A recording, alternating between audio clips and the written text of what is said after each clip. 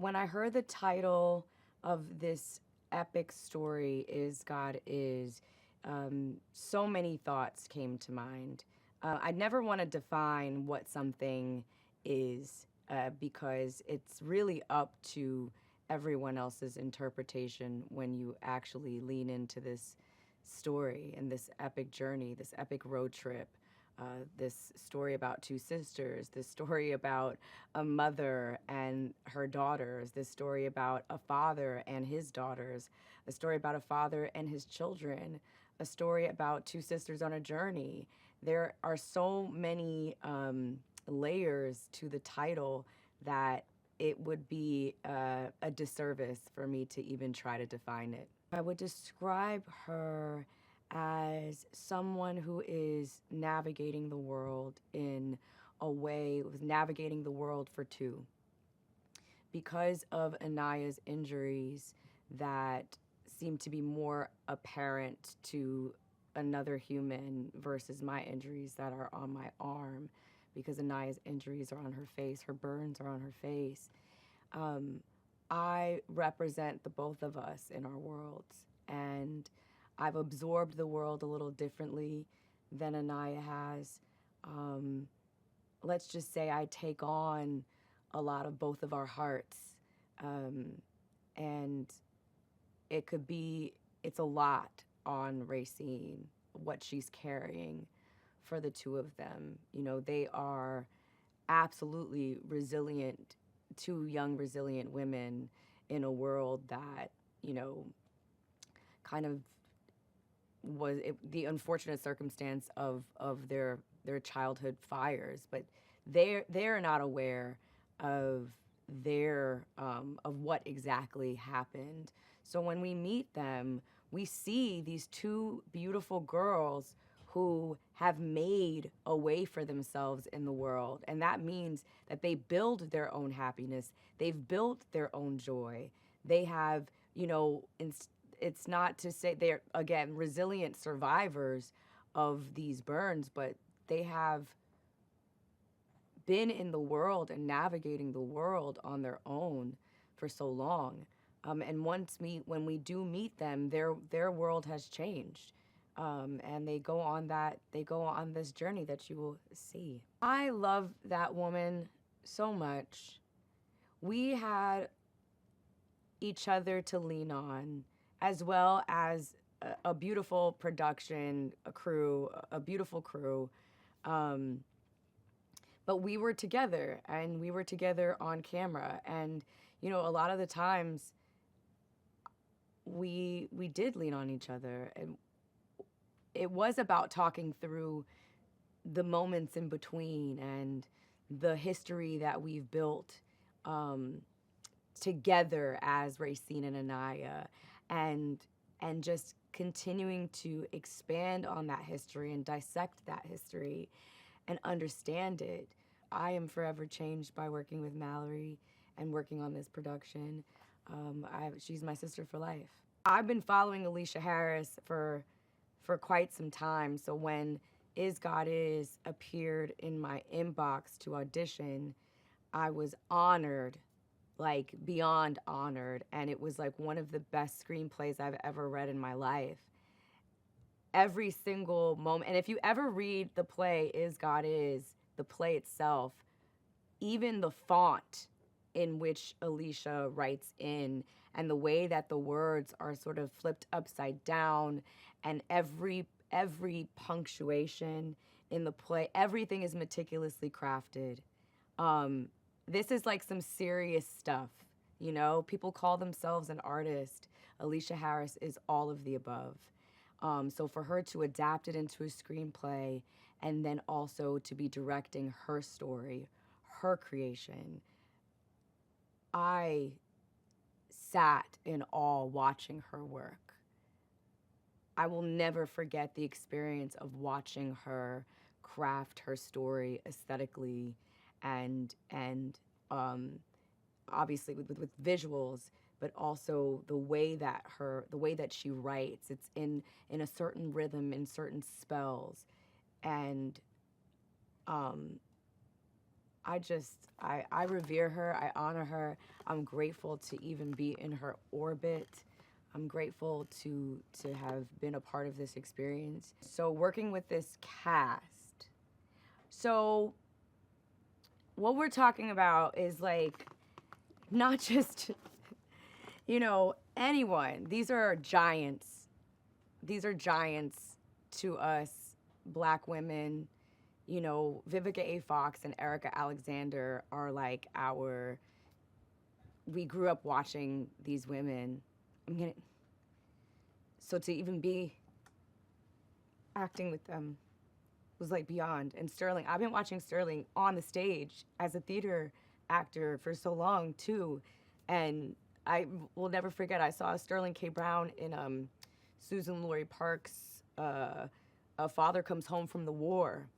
I saw him do that. I want to say that was at the Public Theater. And I was just like, I'm using the word blown away, but I don't have any other phrasing. I was just blown away by his presence, his performance, his voice, his command of the stage, his specificity. Erika Alexander gave us, Maxine Shaw, attorney at law. She is literally like one of the reasons why there are so many black women lawyers. I mean, it's like these women have given, these people, these actors, these artists have given us so much. Why do people need to see Is God Is in the theater? Why people need to see Is God Is in the theater is that this is a film, again, meticulously crafted by the one, the only Aleshea Harris. That's created by, written by, adapted into a screenplay, and also directed, which means that you're getting the story that is literally of the vision of the creator. How special is that? That doesn't happen all the time. It only happens to a certain group of people.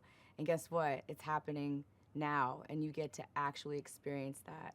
Aesthetically, story, colors, all of the above. I mean, you could almost feel the heat coming from this film when you watch it. It is to be seen on the biggest screen, truly. And you must go and see it in the theaters.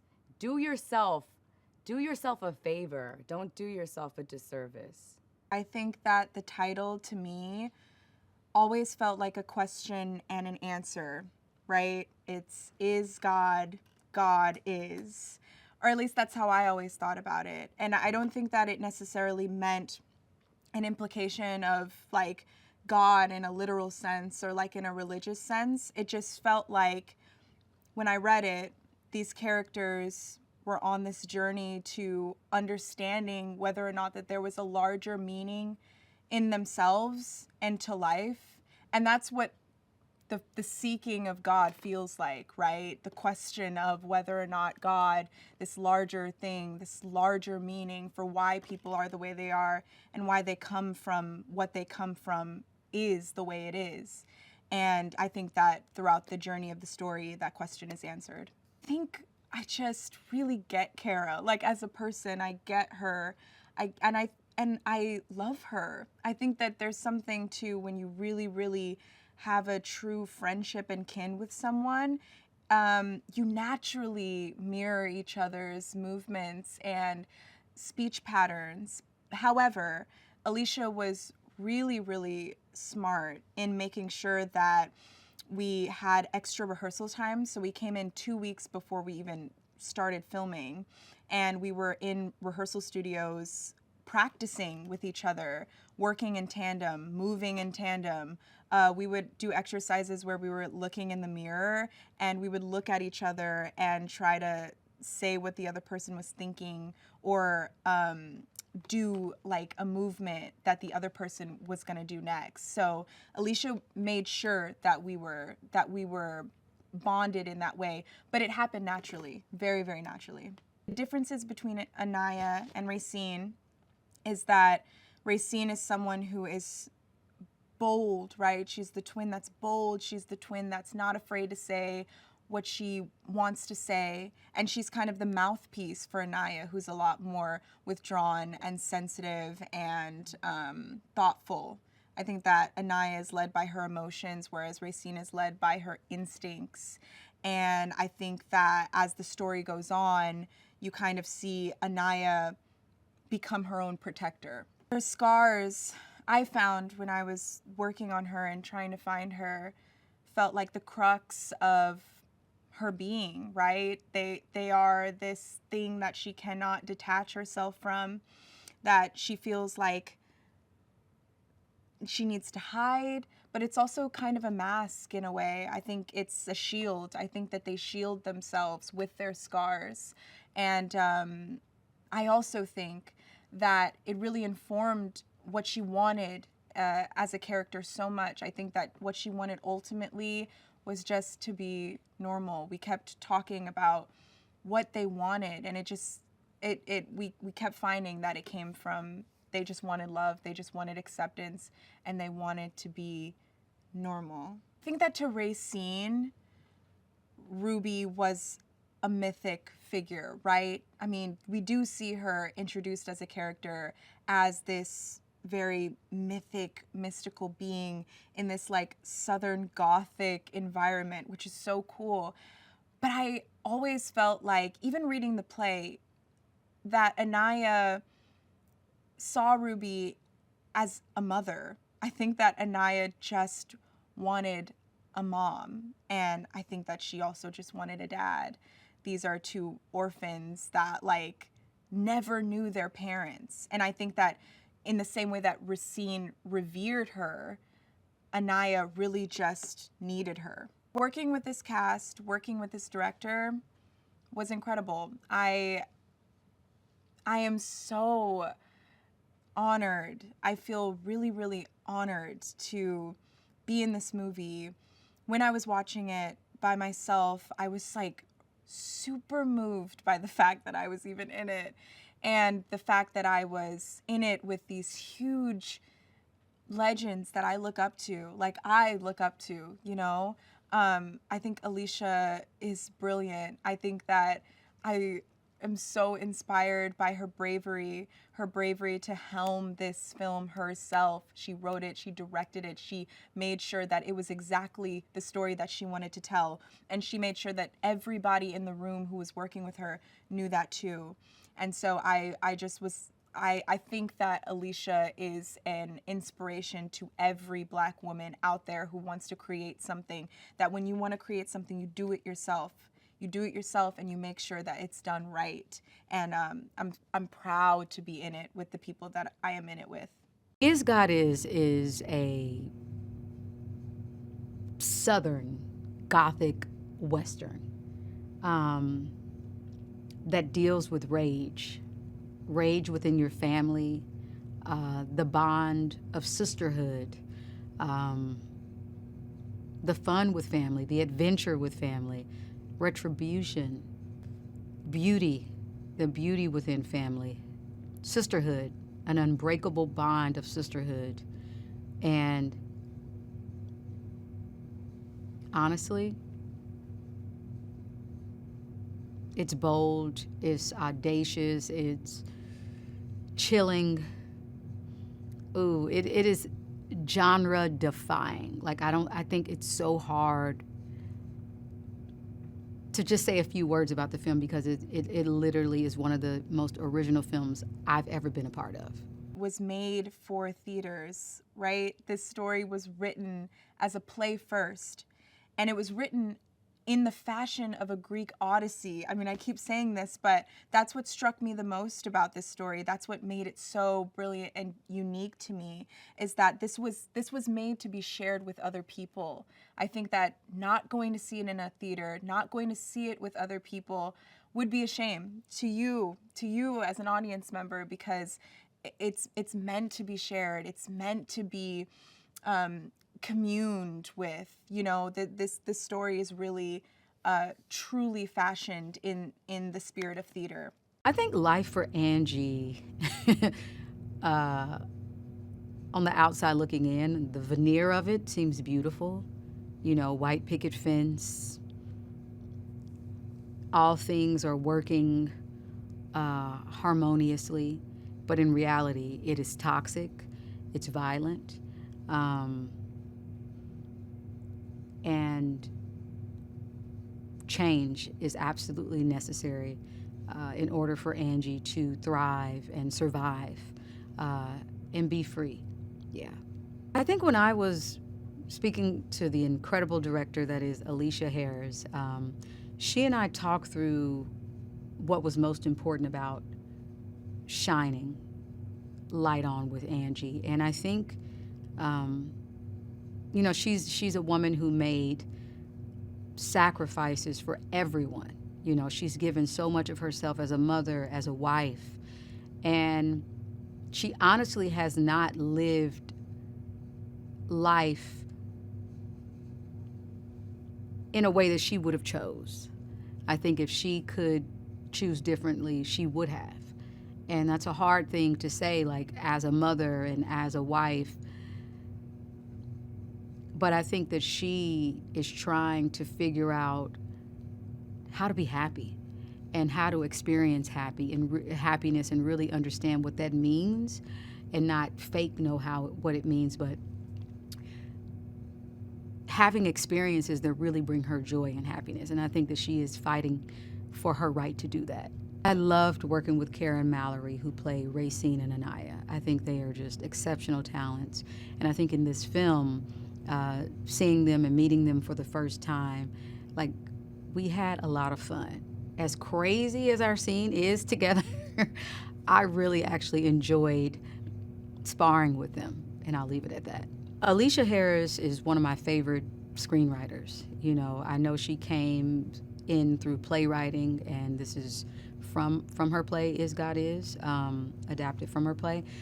I will tell you, it was the best script I had read all year.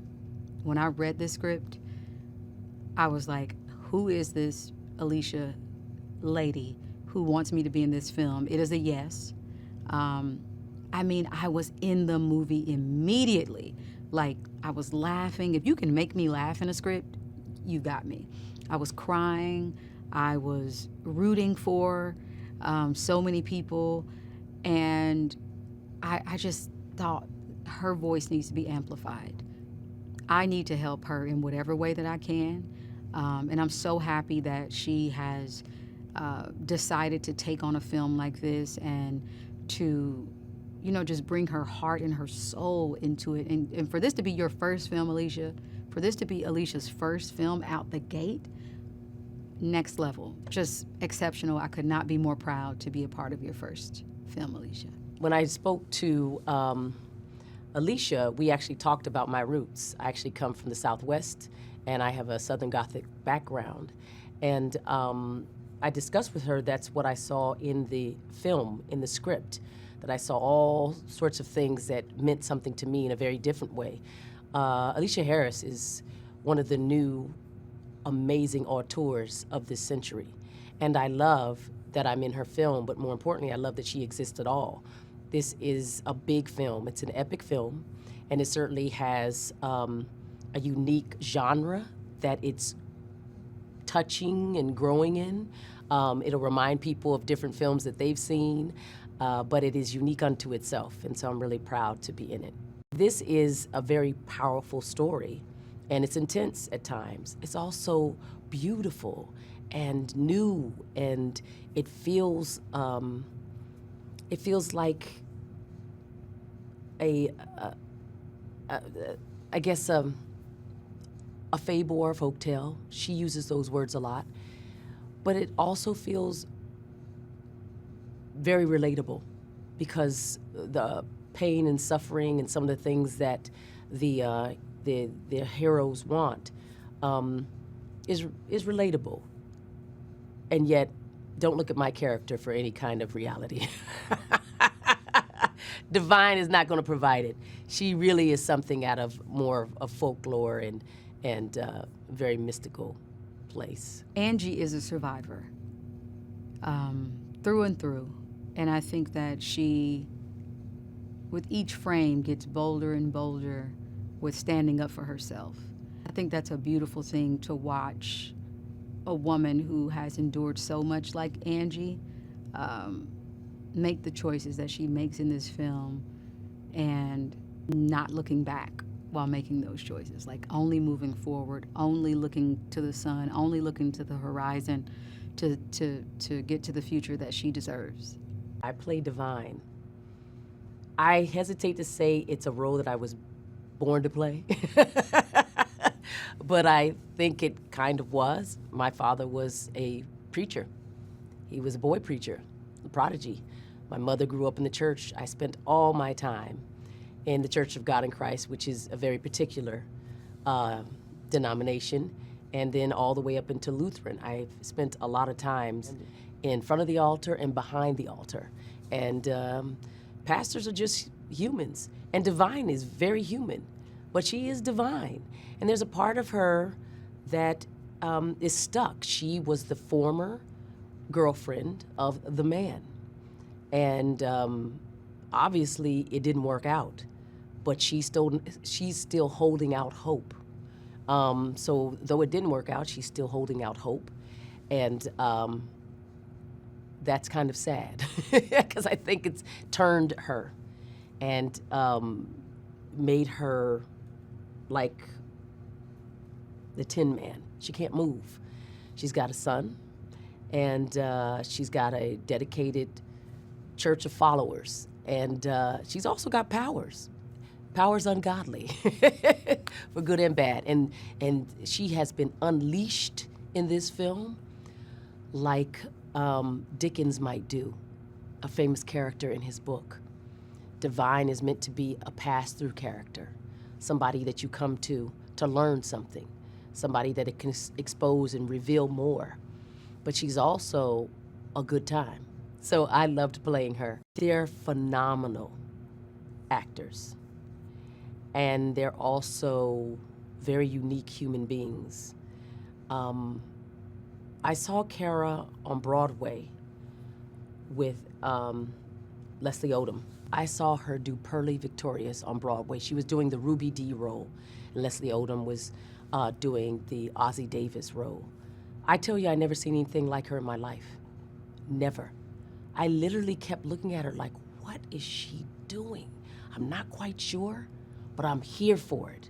And it was so brave, and it was so connected to something that I had not seen. And she had given herself permission long ago to be unique. And so when I heard that she was cast as one of the twins, the leads, I was like, oh no, this film is gonna be off the chain. And they made quick work of becoming not only family and friends, but unique lead characters in something that has never been seen before. Aleshea Harris is a genius. Full stop. That's real. I know it when I see it. I've been in this business for quite some time, over 4 decades. I've met geniuses, real geniuses. And I knew that she was that when I read her before I met her.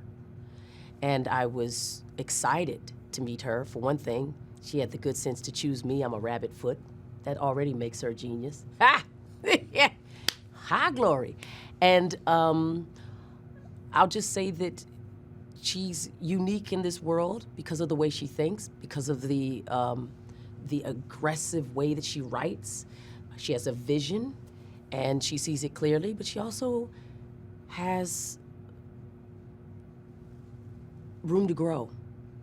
And I think that's the piece that is usually missing, that people sometimes believe, too much in their own powers. She believes in them, but she also knows that this is a big world and this is a big universe, and she's exploring it with you. And she wants you to come along and bring all your experience to bear. So I love Aleshea Harris, and I'm sure this is the first time that we work together and not the last time. And you're welcome, world. Aleshea Harris has come to save cinema in her own way. When I first encountered Is God Is, it was completely mysterious to me. I've never been presented with a project that had that kind of title. So it definitely pulled me in. Then when I found out that the playwright was a young African-American sister who, this was an off-Broadway production that caught the eyes of Hollywood, it definitely pulled me in. Stepping into playing God for Is God Is for me was deep, to be very honest with you. This is gonna be a way that my fans have never seen me before. And it was really one of the reasons that once I spoke with Aleshea, the director, that I was totally in for playing the role. Ruby, my character, is a domestic violence survivor, and it goes into a very dark place.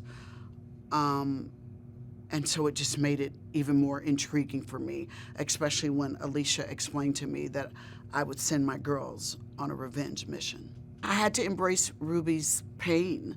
I had to embrace Ruby as a woman, as a domestic survivor, as a mother, and the Black experience, because domestic violence is taboo in our culture to discuss. We always like to believe and say, I got it, everything's good. So I embraced her story to then send my twins on a mission. Is God Is a kick-ass revenge thriller film with an amazing cast. When I read the moment in the script where Ruby sends the twins on their revenge mission, I thought, how cool. This is so awesome that the twins reconnect with their mother, someone that was, they thought was dead. And the fact that then she sends them on this mission and then also reveals the history of why she wants them to do this to me.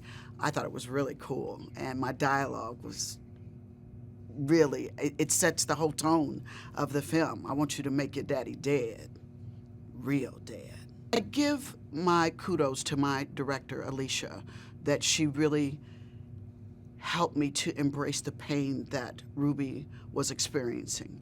And Aleshea was very specific about the way I delivered the lines, that I was tired, that there's pain, and there was also love. So it was a dynamic that at times was difficult.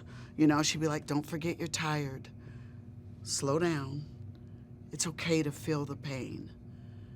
It's okay to let your daughters know how much you loved them, why you stayed away from them. Because the daughters thought Ruby was dead. And so, like I said, Aleshea really kept me in touch. Like, she would literally, in the middle of filming, go, cut, and she's like, you're forgetting your pain. And so I just take my hat off to my director, Aleshea. I mean, she had such a connection with this because it was a stage play before we turned it into a movie. So she's been connected to these characters. I mean, she created them. So I give hats off to my director. I had the best time, and I was so surprised with the talent that Kara and Mallori had. I'll never forget, baby, they was dropping them Denzel tears, that one eye. I was like, whoa, you know? And I was like, hey, you guys, I need to share a little acting secret with you because we're gonna do a lot of takes. We're gonna do your coverage and my coverage. And so I kind of gave them some of my acting secrets to maintain the tears. But to be honest with you, every take, they were matching it. They were so in touch. Matter of fact, Kara was helping me with my lines sometimes, and I loved her for that. But she's been working a lot. She's been doing a lot of theater. So their experience was so refreshing, that they were so young and so talented and so ready to give 100% to these characters, from the prosthetics to the acting to just connecting, that it made the experience even more fulfilling for me. I mean, the title is intriguing. I think it sort of points to the divine feminine and the creative power of women, that women give birth, that they usher creation into existence, right? And that's not, I mean, that's the truth of the matter. And that I think oftentimes in our patriarchal society, God is often envisioned as like male, We say, biblically speaking, he, etc. And I think Aleshea is taking the term, flipping it, and being like, you know what? Why can't God be female? Why can't God be feminine? Sterling K. Brown is just an excellent actor, but he played the monster to the T. And I told him, I said, Sterling, are you gonna be ready for the reaction you get? He goes, yeah, I kind of need to play a villain, you know, because he's so beloved in the community and the characters that he plays. But man, what a great actor, charming and easy on the eyes. The script does it for you, right? Like, so there's not too much that you have to do. As a matter of fact, I felt like my job was more to counterbalance the enormity that was placed on him and try to disarm the audience as much as possible. Because I think when the audience has heard so much about what he's done, negatively, he is notorious by the time that you encounter him, then I was trying to say, like, can I counteract that in the way that I bring him to life when they first see him in real life, not in flashback or imaginings, but like in real life. So I was trying to say, like, all right, I know you've been sold this bill of goods. Let me see if I can present something different. It is a sort of revenge story. These two young black women who are twin sisters are going across country to avenge the almost murder, the maiming and scarring of their mother and themselves. And shenanigans ensue. But I more look at it as sort of an introspection of the nature of relationships between black men and black women, and the historic systemic disenfranchising of the black family, and sort of the creation of the strong black woman, and what that means in a patriarchal society. Karen Mallori, wonderful. Karen Mallori are outstanding. I didn't know Mallory's work before, but we had a wonderful time because, like, most of my dialogue is with her. She's beautiful and soulful, and she captures this sort of sweet frailty in such a beautiful way, and then a ferocity that emerges when she says enough is enough. Carrie Young, man, seen the sister win 2 Tonys, and deservedly so in each one of those performances. She's an absolute beast, and the two of them together, it's like sweet and sour. It's yin and yang. Like, they play off of each other in such a magical way. Like, I cannot wait for our audience to get a chance to be introduced to the both of them. Vivica's dope, you know, been watching since Independence Day. We had a lot of fun. I'm remembering, like, our day on set, because I think most of our stuff was one day, but it was a very full day of sort of like recounting the history of the past between God and the man, if you will.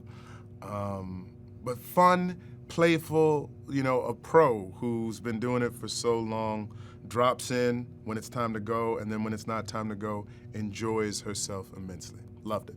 What was it like working with Aleshea Harris? It could not have gone better. I think what made it so wonderful is that she had such a clear vision of the story that she wanted to tell, because she wrote it, she understood it, she understood cinematically what she wanted to capture. And when you have that kind of clarity from your director, it makes it easy for you to step into the sandbox and play, right? I think this is the first of many, God willing, and the creek don't rise. Like, we'll give this sister many, many opportunities to get behind the camera and tell some stories. Racine, one of the characters in the movie, when she receives a letter from her mother and is called to her mother's side, she, because she's not had any kind of family, any kind of anchoring, she thinks of her mother as the beginning of herself. So she calls her God. Her sister, of course, says she's gonna get struck down. She's like, not with it. But to Racine, she looms so large and is such an important force, and it has everything to do with why Racine wants to go on this mission, the way that she regards her mother. And it's also a question, I think, more for Anaya. It's like, who is this person? She has a lot of doubts about what they're doing and why they're doing it. I hope they're thoroughly entertained.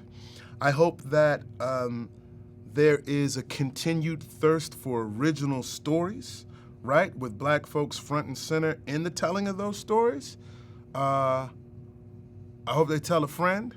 You know what I'm saying? Like, I feel like it's got cult classic feelings to it, right? But I hope it has cult classic feelings that people discover on May 15th, and then more people discover it later on too. Yeah. So Is God is about a pair of twin sisters who are orphans. They don't know the story of their past. They have these mysterious burn scars, and they're not sure of the origins of those scars. One day they get a letter from their mother, and she reveals to them what their history is and sends them on a mission. So it's about these two young women who are the heroes at the center of a story where they're really trying to come into being by way of this mission. So I just, I took a look at that play, and I knew that I was writing something for the screen, and the rules are not wholly different, but there are different rules, right? There are things you can do on the stage that you can't or maybe shouldn't do in a film. So I was really conscious of like how much I could let the image do the work when it came to the film, how the level of proximity and intimacy we could have with the characters because of the nature of working with a camera was different to the play. So I didn't need some of the aspects of the play. The play is more talky, which works in the theater and which you need in the theater, right, to fill that space differently. So I just took a good look at the play, thought about what would just deepen, maximize the story, what the strongest version of it could be for the screen, and wrote in that direction. These two actors are incredible, and I can't wait for people to see their work. Mallori is perfect to be the first person to conjure Anaya for the screen. Because I needed Anaya not to be sort of a just head down, sad girl. Like she's got so many more colors than that. And I was sort of insistent that there is grief, right? There are things that she's mourning. But she's got fire, she's got a spark, and she's insisting on having a full-bodied life. And Mallori was able to hold all of that. She also has tremendous emotional capacity. She could go in every direction that this character goes. And Mallori had to act through a prosthetic, this burn on her face. So I needed someone who could carry all of those balls beautifully with grace, and also handle a really quick shoot, also with patience and love. And yeah, she's incredible. And she also had to hold it down. Both these women had to hold it down with each other because they're both so strong, with Kara Young. And Kara was amazing, incredible as Racine, because Racine she's a tough girl. She's got a lot of rage, but she also has a lot of love. And again, there's a lot of grief and so many different colors and dimensions to her. And I needed someone who could play all of that. I needed somebody who felt a little dangerous, right? And Kara embodied that dangerousness, I think, beautifully. So Sterling, what can I say? He's incredible. He was exactly right for this role because I needed someone who looked, charming, seemed like the kind of person you would be very safe around, so that we could have these surprises about his character. It also, is a bit of a nod to how Once Upon a Time in the West, the villain was somebody who lived in the consciousness as Henry Fonda was like a good guy all the time. And I think taking Sterling, who's a good guy, and making him another kind of guy was just a fun choice. And he was amazing. Janelle Monáe is so beautifully right in the pocket for the character that she plays, Angie. And she does work, and she works so well. She just, again, there's so much nuance. She's a woman who is harmed, and she's a woman who causes harm. So I needed someone who could play both sides of that honestly. And I needed someone who, was just rooted and had emotional accessibility, could play the colors of this woman who'd survived the things that she survives. Erika Alexander is a force, and she's hilarious. She's just a hilarious person. who could play all the humor that was needed for Divine, the size of that character, but also, again, gave her such heart and really wanted to understand and make sure that the audience understands that this woman is in pain, that the root of so much of what she's doing is the pain of her rejection. Vivica Fox, the icon, she just like, to play a character of such size. I mean, I was audacious enough to name her God. I needed someone who could match that audacity, but with honesty and with detail, and someone who would be absolutely dropped in, and someone that folks would buy as larger than life. I think also the way she exists in the cultural consciousness because of Set It Off and like Kill Bill and these roles that we've played and the way that we've seen her, it just felt absolutely right, and it was.